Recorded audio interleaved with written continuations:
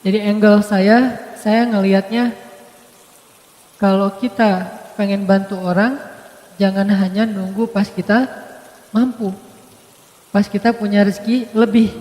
Walaupun kaidah agamanya kayak gitu. Kan dalam Islam itu ada syariat, nanti di atasnya ada ihsan ya. Kalau syariatnya kita nggak boleh berinfak lebih daripada misalnya sepertiga harta kita tanpa seizin keluarga. Tapi Abu Bakar berinfak seluruh hartanya.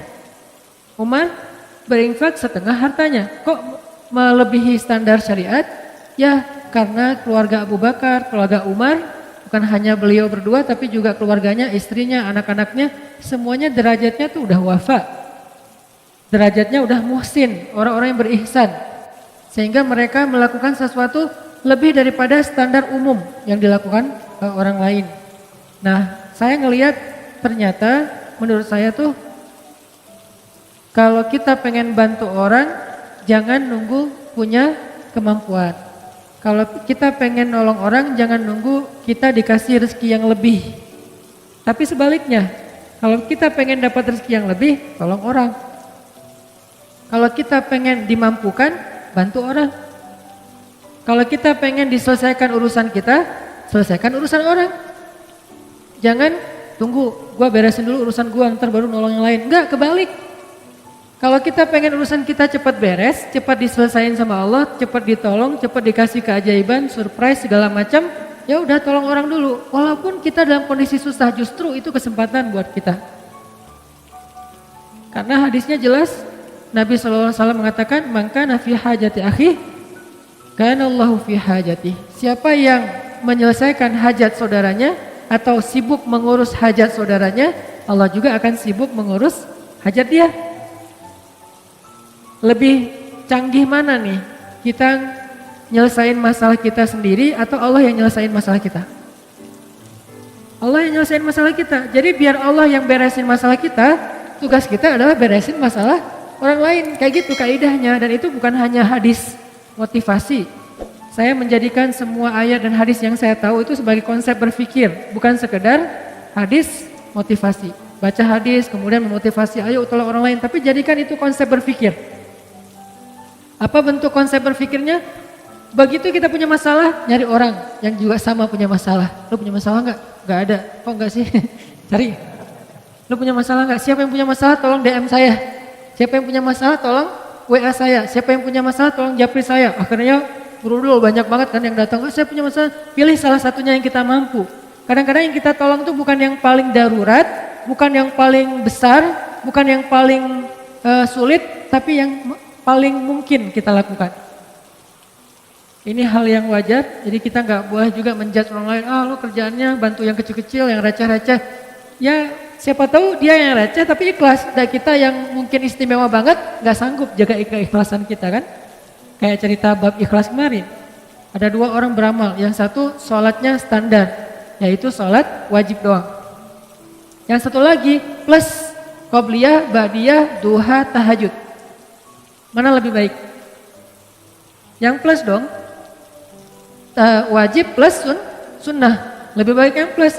Tapi kadang-kadang yang plus ini ujian keikhlasan, ujian rianya juga lumayan luar biasa. Kalau yang standar apa yang mau diriain? Kayak hafalan Al-Quran. Yang satu hafal trikul.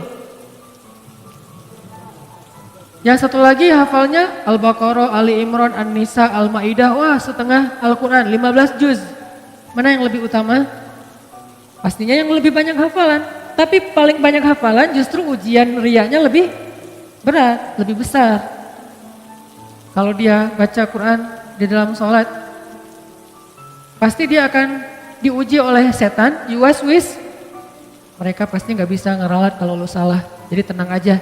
Karena suratnya di tengah-tengah gitu, dia baca ayat yang saya juga nggak terlalu hafal lah, pokoknya di tengah-tengah Quran gitu ya. Contoh yang mungkin yang paling saya sering ulang tuh kayak surat favorit saya, surat Maryam. Wadhkur fil kitabi Maryam idin tabadat min ahliha. Di belakang tetap diam. Idin tabadat min ahliha. diam aja di belakang. Kenapa? Nggak hafal, sama nih. Kan agak-agak yuaswis tuh kan bener. Susah emang surat itu, yang lain nggak pada hafal, jadi biasa aja kali gitu. Dan makmum ini macam-macam karakternya. Dan jadi ada karakter imam, ada karakter makmum. Imam kadang-kadang kayak gitu, caper gitu kan, baca ayat susah-susah, udah gitu mentok Al-Ikhlas. Idza tabadat min qul huwallahu ahad. Imam. Makmum ada juga yang unik. Uniknya apa? Giliran ayatnya dia nggak hafal, diam. Giliran ayatnya yang semua hafal, semuanya benerin. Ayatnya misalnya standar lah ya. Amma yatasaalun 'anin naba'il 'azim. Serentak satu masjid. Alladzihum fi mukhtalifun. Wah, serentak semuanya. Kenapa nggak serahin aja di depan? Kan udah ada imam pengganti di belakang teh. Di belakangnya imam. Kenapa nggak dia aja yang benerin? Kenapa semuanya serentak satu shaf pertama hufaz semua itu hafiz? Kebenaran suratnya populer. Kalau giliran suratnya sulit, semuanya diam. Kenapa? Takut ria. Kenapa makmum pada diam? Takut ria, Ustadz. Jadi masing-masing punya karakter. Artinya jangan remehin. La tahqiranna minal ma'rufi syai'ah. Janganlah kalian meremehkan kebaikan sekecil apapun. Kadang ada teman kita kebaikannya itu sepele, cuman rapihin sendal doang depan masjid. Cuman meriksa keran doang yang kalau nggak terlalu rapat menutupnya dia rapetin. Tapi amal yang dia lakuin itu karena diremehin orang jadi nggak ada peluang ria. Sedangkan kita amal yang kita lakuin karena berpotensi dipuji oleh orang lain berpotensi juga buat ria. Makanya buat saya sih udah lakuin aja apa yang kita mampu. Tolong orang semampu kita. Kalau mau lebih sedikit gambling karena kita yakin sama Allah ya udah lakukan yang lebih berat daripada yang kita mampu. Sesekali coba kayak gitu. Kalau buat saya tuh kayak akidah challenge. Kan sekarang orang challenge-nya macam-macam ya. Ada yang kalau yang di YouTube ada yang ngeprank temennya lah. Apalagi yang terbaru keluar dari mobil terus joget-joget gitu. Gak ngerti juga maksudnya apa gitu. Ya terserah deh itu mah ekspresi orang lah ya. Saya gak mau menjudge, yang jelas ternyata dalam Islam juga ada challenge-challenge yang keren gitu. Akidah challenge itu kayak gimana? Gambling. Dalam arti kita mengambil resiko, kita mengambil sesuatu yang menurut kita agak sulit, tapi kita berserah diri kepada Allah, itu kan keren ya. Salah satunya apa? Akidah challenge.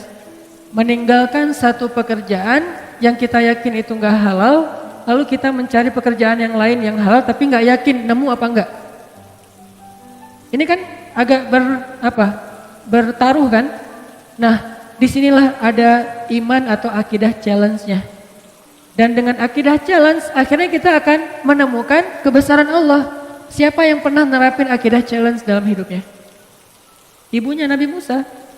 Ketika Allah mengatakan kepada ibunya, "Idz auhayna ila ummika ma yuha, an qadhifihi fit tabut, faqdhifihi fil yammi, falyulqihil yammu bil sahil, ya'khudhu aduwwul li wa aduwwullah." Itu berat banget loh. Ketika Allah berfirman kepada ibu Musa, "Hanyutkanlah bayimu ke sungai Nil." Supaya apa? Supaya dia nanti kemudian akan ditemukan oleh musuhku dan musuhnya. Kan berat nih. Ya Allah disuruh hanyutkan, malah bukan diselamatkan, malah ditemukan oleh musuhnya. Ini akidah challenge, ini iman challenge banget buat ibunya Musa. Dan kata Allah, la takhafi, jangan takut. Inna radduhu ilaiki wa ja'iluhu minal mursalin. Kami pasti akan kembalikan dia kepadamu. Akhirnya dihanyutkan oleh ibu Musa, lalu Allah Subhanahu wa taala singkat cerita mengundang kembali ibu Musa ke istana untuk menyusui bayinya yang sedang kehausan di istana. Akhirnya kembalilah bertemu antara Musa dengan ibundanya, bahkan dengan keluarga besarnya. Ini namanya akidah challenge menurut saya nih. Atau Musa juga pernah akidah challenge kayak gitu ketika Allah bertanya dan Allah Maha tahu jawabannya. Wa ma tilka biyaminika ya Musa? Apa yang di tangan kananmu wahai Musa? Kenapa Allah nanya? Padahal Allah tahu jawabannya. Tidak semua pertanyaan di dalam Al-Quran artinya karena nggak tahu.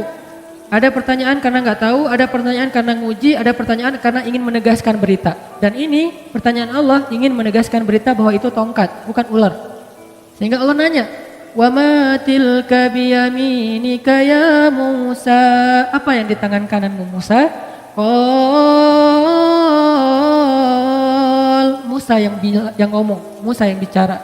Qala hiya 'ashaya atawakka'u 'alaiha wa ahushu biha 'ala ghanami wa liya fiha ma'aribu ukhra. Ini adalah tongkat ya Allah. Siapa yang ngomong? Musa. Artinya itu benar-benar tongkat, bukan doktrin. Allah enggak mengatakan Musa itu tongkat ya. Ya Allah enggak. Allah nanya, apa itu Musa? Kata Musa tongkat. Berarti kamu yang bilang tongkat ya, bukan aku gitu, bukan Allah. Akhirnya aku pakai untuk hiking. Atawakka'u 'alaiha. Untuk apa itu? Untuk naik gunung. Apa istilah kita? Ya mudah-mudahan tidak ada yang memmasalahkan. Hiking. Karena itu memang benar kayak gitu kan? Untuk hiking, kalau di zaman kita kayak trekking gitu kan ya, istilah-istilah kita kan ya, untuk naik gunung pakai tongkat. Wa husyu biha 'ala ghanami. Saya pakai untuk menggembalakan ternak-ternak. Waliya fiha ma'aribu ukhra, dan beberapa fungsi yang lain lah. Terus kata Allah, alqiha ya Musa, coba kamu lempar wahai Musa. Fa alqaha fa idza hiya hayyatun tas'a. Lalu tiba-tiba ketika Musa melemparnya, dia menjadi ular yang merayap-rayap. Kemudian Allah kasih challenge buat Musa. Apa challenge-nya? Khudha, coba kamu ambil Musa. Ini challenge buat Musa, biar Musa makin yakin sama Allah, dikasih ujian dulu. Khudha la takhaf sanu'iduha siratahal ula. Gak usah khawatir, berarti Musa khawatir. Karena Musa ngeliat, aduh ini ular dalam hidup Musa, Musa belum pernah megang ular. Sekarang disuruh pegang ular sama Allah, khudha, pegang ular. Dan ini bukan ular biasa yang ditemukan di hutan. Ular, bahasa kita jadi-jadian, kan lebih ngeri ya. Kalau ular biasa, kita juga jarang megang, gak pernah megang, malah kecuali di kebun binatang, itu juga didampingin pawangnya. Ini gak masalah nih, gak masalah. Oh ya udah, begitu dia agak-agak ularnya iseng dikit, Pak, ini kenapa nih heboh gitu, panik gitu, agak-agak norak gitu kan ya. Megang ular di kebun binatang norak, gimana di hutan gitu. Jadi jangan meremehkan Musa yang khawatir. Kenapa Musa khawatir? Wajar. Pertama, itu ular liar yang bukan di kebun binatang, gak ada pawangnya. Kedua, itu ular bukan dari semak-semak, dari tongkat. Kan aneh. Kalau dari semak-semak, ular biasa mungkin Musa gak takut. Karena Musa seorang laki-laki yang perkasa. Tapi ini ular dari tongkat. Jadi kalau kita mau pakai nalar, kenapa Musa takut sama ular gituan doang? Karena ularnya bukan ular yang biasa, tapi ular yang berubah dari tongkat. Jadi kayak jadi-jadian gitu. Waduh, ini ular dari tongkat jadi ular. Gimana megangnya ntar kalau ada apa-apa gimana? Musa khawatir. Kata Allah, la takhaf, jangan khawatir. Sanu'iduha siratahal ula. Ntar kami balikin lagi kepada bentuk aslinya.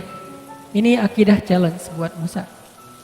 Kalau bahasa teman-teman yang ngajinya mungkin lebih lebih dalam, istilahnya rububiyah, uluhiyah, asma, sifat dan seterusnya. Kita menerjemahkan, bukan mengubah istilah, akidah challenge.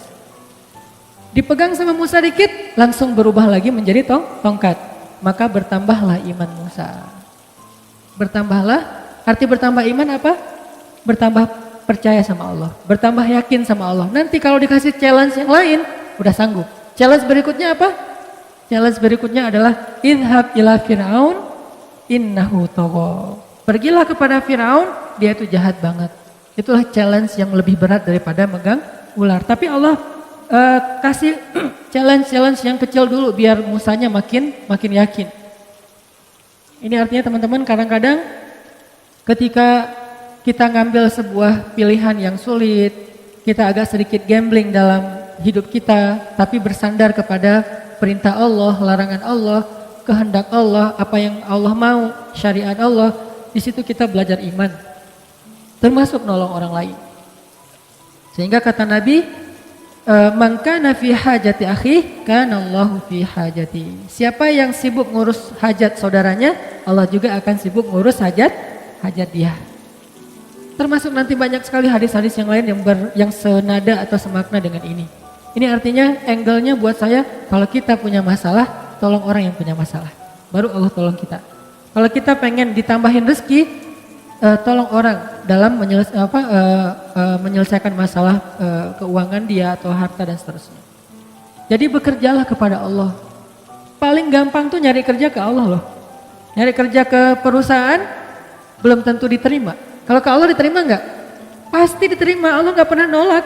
Orang yang pengen bekerja kepada Allah artinya pengen beramal, Allah enggak pernah nolak. Kenapa saya mengistilahkan bekerja? Dan Allah juga mengistilahkannya kayak gitu, berdagang.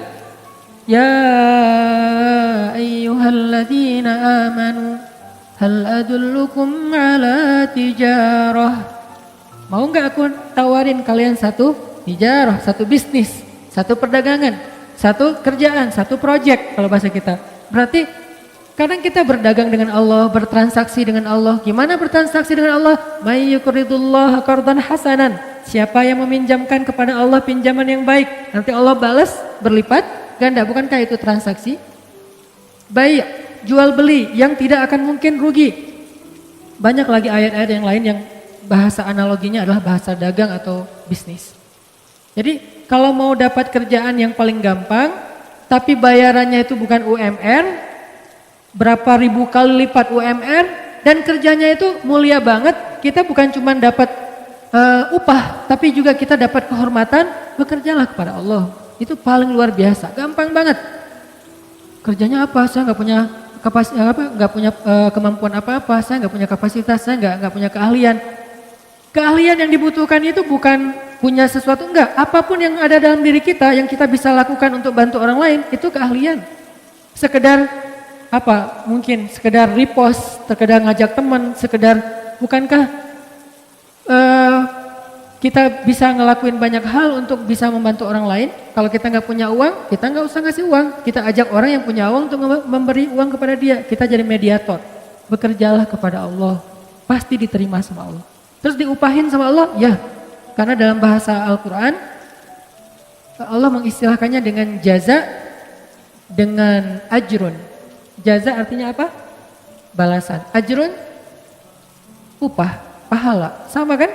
Balasan, upah, pahala, itu semuanya sama. Berarti kalau kita pengen dapat kerjaan nih, paling gampang kerja aja sama Allah. Jadi udah nggak ada lagi pengangguran di muka bumi ini kalau dia yakin kepada Allah. Tinggal kita, ya Allah, saya nih lagi bawa, dalam analogi kita nih, lagi bawa map. Ngapain? Cari kerja. Ke siapa? Ke langit. Caranya? Kita datangin orang miskin. Caranya datangin anak yatim. Caranya datangin orang-orang yang membutuhkan. Kalau zaman Nabi dulu, Rasulullah SAW itu, Khadijah bilang, Rasulullah itu adalah laki-laki yang mengayomi anak yatim, orang miskin, orang tua, janda-janda yang ditinggalkan wali-walinya. Nabi yang menafkahi mereka. Sehingga inilah bentuk dari ekspresi syukur kita kepada Allah Subhanahu wa taala. Coba kita ingat dulu, siapa yang bisa saya bantu? Siapa yang bisa? Jadi analoginya adalah cara berpikirnya adalah kalau kita pengen ditolong oleh Allah, tolong orang lain. Kalau kita pengen dikasih rezeki oleh Allah, kasih rezeki untuk orang lain. Dan Allah pasti akan ngasih kita upah lebih gede daripada semua upah yang pernah diberikan oleh manusia. Jadi seorang kurir, jadilah kurir langit. Gimana menjadi kurir langit? Cari orang yang lagi pesen, lagi order rezeki, lagi order bayar hutang, lagi order berobat, kan dia lagi order tuh. Cara ngordernya gimana? Ya angkat kedua tangannya. Ya Allah, saya punya banyak hutang. Ya Allah, anak saya sakit. Ya Allah, ya Allah, ya Allah. Mereka kan lagi order kebaikan kan ke langit. Nah, kadang-kadang Allah mengetuk kita untuk jadi kurir Allah. Kayak tadi misalnya saya lagi ngeliat-ngeliat gitu di story gitu, muncul karena ada muka saya di situ ya saya klik gitu ya. Kok ada muka saya di sini? Kayaknya banyak banget muka saya akhir-akhir ini gitu. Saya klik nih. Alhamdulillah gitu ya. Saya klik, apaan sih ini, kayak kepo gitu kan. Oh ternyata lagi ada perdebatan kecil tuh antara pro dan kontra. Saya baca komennya satu-satu kan. Di antara sekian banyak komen yang pro dan kontra, tiba-tiba ada satu komen yang agak-agak kurang nyambung sebetulnya. Ada yang komen, anak saya butuh uang untuk belajar, untuk beli buku diktat sekolah dan nggak punya biaya. Kenapa tiba-tiba Allah takdirkan saya ngeklik itu, terus saya ngeliat komennya? Karena Allah lagi ngasih saya kesempatan jadi kurir kan gitu kan. Di antara sekian komen, ini aja yang saya fokus. Saya langsung DM orangnya, Pak, Bapak di mana? Ternyata di NTB, di Lombok. Bapak butuh apa? Saya hanya butuh biaya untuk buku anak saya. Masya Allah nih orang luar biasa ya. Enggak mengatakan saya butuh uang sekian, enggak. Hanya untuk biaya buku. Artinya saya misalnya kalau saya mau, saya akan bayar ke sekolahnya. Anaknya dapat buku, enggak akan saya kasih uang biar manfaatnya lebih jelas. Kecil sih, tapi kan kenapa Allah takdirkan tiba-tiba saya baca postingan itu, saya lihat komen-komennya, mungkin cara Allah ngegelitik saya itu lewat penasaran, pengen tahu ada kehebohan apa, terus nemu di antara sekian kan banyak tuh, ada ratusan, baca satu-satu, kadang senyum, kadang kayak cemberut gitu, apaan sih nih, apa, satu-satu, ada yang unik nih, gak nyambung komennya, anak saya butuh biaya sekolah, langsung saya coba DM, dan ini sering terjadi dalam hidup kita teman-teman. Jadi gak perlu kita cari juga, Allah yang kayak ngorder ke kita, orang tuh ngorder, Allah nge-link kayak sistem startup ya. Jadi kayak social respon gitu, dia ngorder, terus kita kayak driver yang lagi dekat sama lokasi itu, tiba-tiba masuk ke kita, apa kayak notifnya, udah kita tinggal mau apa enggak ngambilnya nih. Kalau kita pikir, aduh jauh banget nih, kan saya sering mesen mie Aceh ya, di Buah Batu, tapi tinggal Cihanjuang. Udah diambil, ternyata pas tahu Cimahi ditolak lagi, aduh kecewa banget nih ditolak. Tapi masih mending lah daripada ditolak mantan, masih. Cuman sampai berkali-kali ditolak gara-gara ngordernya di Cimahi, barangnya ada di Buah Batu, kan orangnya males. Padahal insya Allah pasti saya akan ngasih lebih, saya tahu lah jauh banget, kasihan kalau cuman sekian ribu, kadang-kadang cuma 30.000, ya udah digenapin 31.000 misalnya. Ganjil nggak genap. Maksudnya ditambahin lah 1.000 ongkos capek misalnya. Nah ini kadang-kadang kita pikir, aduh jauh banget. Kita mau klik nggak sih? Allah nggak lagi ngirim nih. Ada yang order, terus muncul notif di kita. Ini analogi lewat digital startup kayak gitu. Ada notif ke kita, mau diambil nggak nih?